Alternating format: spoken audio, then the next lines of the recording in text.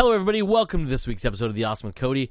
As usual, I'm your host, Cody, and today we are continuing August's theme of awesome Rick Remender books, or comics, whatever you want to call them. I call them books because they have some reading in them. Some of them do. There's some that are just pictures. Anyhow,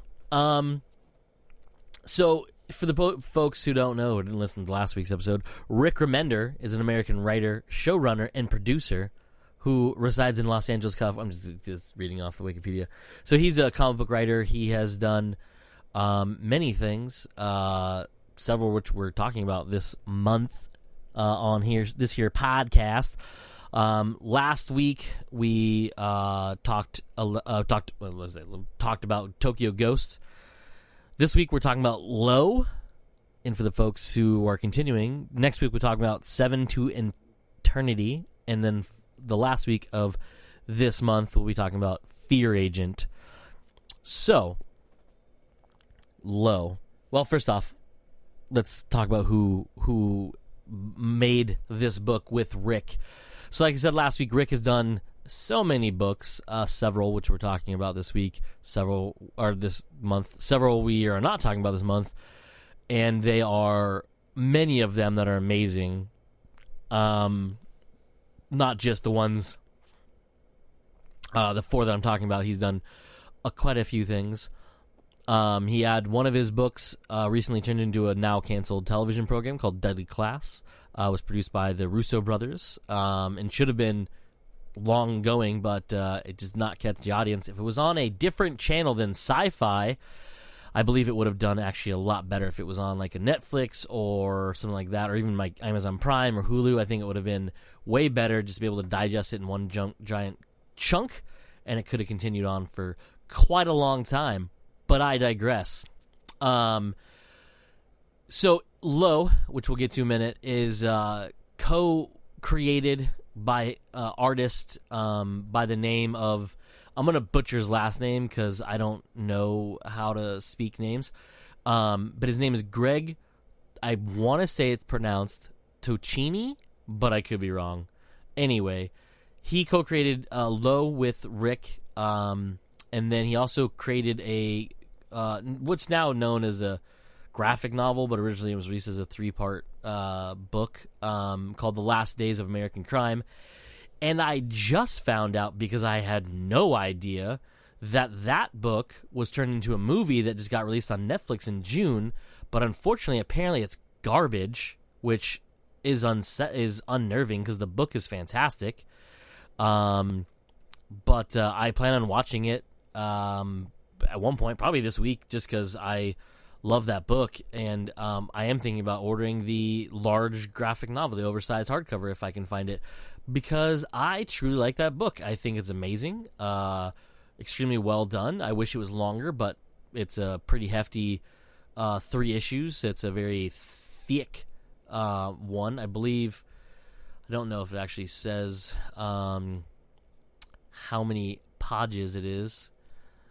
It doesn't on here. But you can get a trade paperback. I did not look to see if it's anywhere else, but I know in 2015 Image released a oversized hardcover of it with gorgeous cover by Alex Maleev, with interior art by Greg Tocchini, and it's fucking fantastic. Anyhow, I digress. Let's go back to our boy Greg real quick. Greg is based in Brazil, and really he's best known for his work with Rick on both Low and The Last Days of American Crime. So that's what you need to know about Greg. But about Low, I'm going to give you a quick synopsis. This is the one from the Image Comics one, and it reads as this.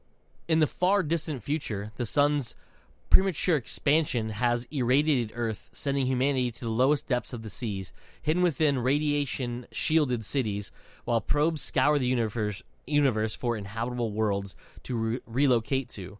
After tens of thousands of years, a single probe returns, crashing on Earth's surface, a now alien place no human has seen for many millennia.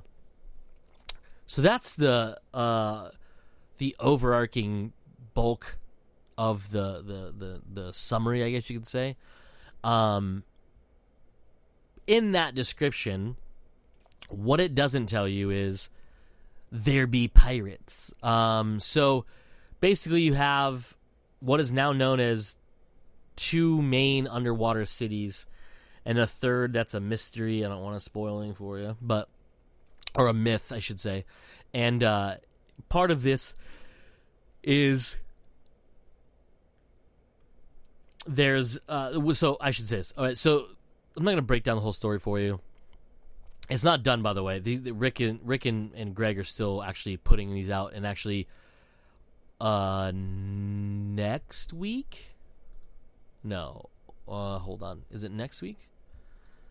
Coming up is like another issue of it in the near future. I think it's actually next week. Let's see. Yeah, next week, issue 24 comes out of Low, and it's going to be dope. Highly recommend, if you guys haven't seen it, I'll have it on the website. You should check out some of the cover art that they have done, because it is tremendous cover art. I mean, it is just so many gorgeous covers.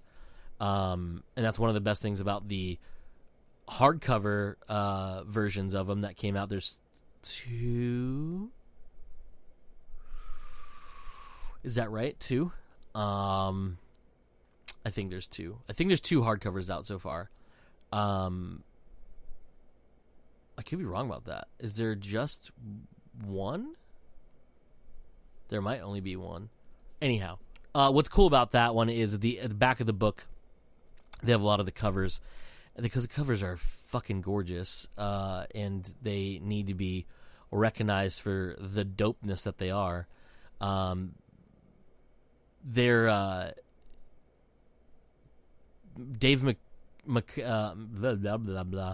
Dave McCaig does quite a bit of them with Greg, because Dave does a lot of the interior art with Greg as well on some of the later issues. But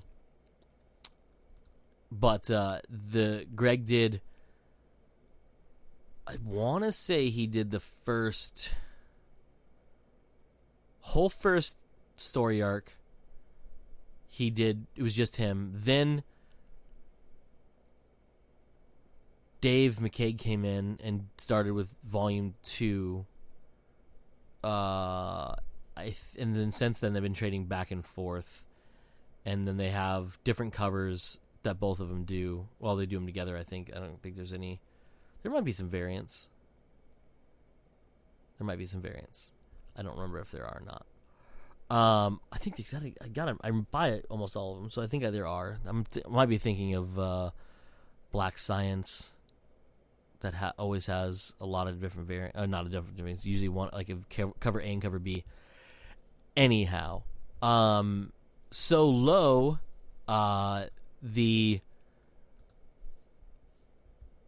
basically the biggest thing about it is that synopsis doesn't tell you is, there are other humans that are not part of the, I don't want to call them colonies, but cities, that are in essentially the waste waters. I can't call it wastelands, but waste waters of the deep, who prey on them, on the other cities, and their defenses are there to stop them. But other things happen. You know, they're pirates. They find their way and steal shit and murder people. So the book starts off basically with the family, the Kane family, who are a long line of helmsmen or helmswomen, but they use a thing called the helm. The helm is essentially a battle suit for underwater use that helps them hunt for food. It helps them fight, helps them find resources, but it's biometrically linked to the bloodline of the Kane family. Well, the Kane family now consists of, I think this is how you pronounce him because I've never talked to Rick directly, but I think this is how you pronounce him, is the father, who I think his name is pronounced as Joel. It's Johl. I think it's Joel. The mother, Stel, Stel. Their son, Merrick. Their two daughters, Della and Tejo, I think. Tajo. I can't remember how the Tajo. I should remember that since I just reread Volume 1. I think that's it. Anyways, so on the cusp of, or the morning of, or I think it's morning of, it's underwater, who knows if there's daytime or nighttime. Joel has convinced Stell to let him take their 2 daughters with them on a hunt for food and resources. For the first time, their first time ever leaving the city. And they're going to go with them in a submarine with the helm, and he's going to show them what their future is going to be about piloting one of the submarines and then utilizing the helm. And in that, the first issue sets up the story, and I'm going to spoil it for you because it's not much of a spoiler because it happens in the first issue. They are attacked by pirates. They're tricked into following what they think is a mammoth, which is a giant squid, or octopus. I think it's an octopus. It doesn't have the arrow thing, so it's an octopus. Anyways, which one inks? Do both of them ink? I think it's octopus. Anyhow, turns out that is a decoy, and it drags them into the preying ground of a giant pirate ship. They then launch the coffins, which are manned attack vehicles that basically burrow into the ship's hull, and then they attack the family. They kidnap the daughters. They cut the dad's eye out to run the helm because it needs, again, it's biometrically linked to the bloodline, and it's activated via optical. And so they cut the eye out to use that to their advantage. The mother is distraught because when they're going to leave them there, but when they pull their coffins out, they call them coffins, right? Or did I remember that wrong? Tombs? Coffins. They call them coffins. It leaves giant holes in the hull and water fills in. Well, issue 2, you jump 10 years in the future. You find out that Joel is dead. That Merrick has left his mother, become an officer, a policeman, and it's the 10-year anniversary of the girls being kidnapped and the death. I think it's just the 10-year anniversary of the girls being kidnapped, and then a couple days later would be the death of the father. And while she is trying to beg her oldest son, Merrick, to visit her and help her remember the daughters, she gets a message from one of these drones flying in space that had a bad communicator that she asked to come back down to Earth 10 years ago, has finally made its orbit, its re-entry into Earth's atmosphere. Its communicator is busted, but it does send a message saying that an inhabitable planet has been found, but to retrieve the data, they have to do it manually, which means they're going to have to go to the surface because the probe crash landed on the surface and no one's been there for a while. So that's how it goes. That's how it begins. And it goes on from there. It's not even the tip of the iceberg. That's why I was going to tell you about that, because it's kind of like the setup of the first 2 issues set up what's going to be happening in the future. There's some other stuff in there I didn't talk about, but it's in there and it's amazing, and you should definitely read it. If you are a fan of digital comics, all of them are available digitally, but Volume 1, which I reread, is available through Comixology Unlimited. It's part of it. I believe it's only Volume 1. But they're gorgeous. They look amazing on digital, as long as you have a nice tablet or computer. Yeah, I think that's about it. I was going to tell you. So Rick's note about Rick Remender, his summarization of the story is one woman's optimism in the face of inevitable and true doom. To me, it's let I'm not going to say it's similar to anything, but it has a lot of elements that are, I'm not going to say familiar, but like are familiar enough that you'll feel it. And it's dystopian, it's post-apocalyptic. It's just amazing. It's a great story so far. It's not over. Like I said, they're about to release issue 24 in like a week or something like that. I think it's next Wednesday. But yeah, that's about it for this week's episode, everybody. Tune in next week for more Rick Remender, where I will be talking about 7 to Eternity, another sci-fi. Well, if I didn't mention this week, all 4 of these titles are super sci-fi, and I cannot wait to talk about Fear Agent last week. That's why I made it for last, because it's probably going to be a pretty long episode. But yeah, anyways, that's Low. Check it out. Like I said, head over to the website. I'm going to have a couple of the